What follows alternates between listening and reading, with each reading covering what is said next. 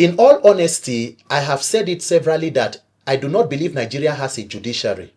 The judiciary is an independent arm of a democratic government that is capable of dispensing justice for the state and not for statesmen.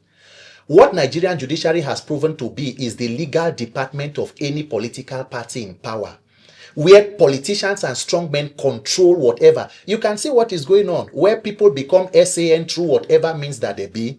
Spouses of politicians just move from high court to the appellate court, then to the Supreme Court. Look at the case of Rivers State, for example. The president, that is a textbook definition of where Nigeria's democracy is. And a president in a democracy woke up and decided to suspend a legitimately elected governor. I'm not talking whether it is right or wrong, but before even the Senate that should ratified, he had already sworn in a sole administrator. The National Assembly that should ratify with 2/3 majority decided to use a voice vote. Now, the voice vote was used to uphold the illegality that was done by the executive.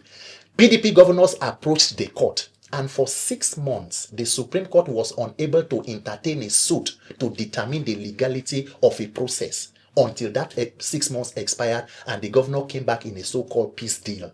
So if you can see the tragedy of the three arms of government, you should know that Nigeria is in dire strait. Nigeria is in serious trouble.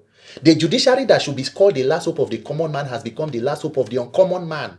When you see politicians, in Nigeria today, we almost have a minister for the judiciary who is building houses for them, increasing their allowances and pampering the judges. A person who at the end of an electoral cycle will also be a defendant in their court.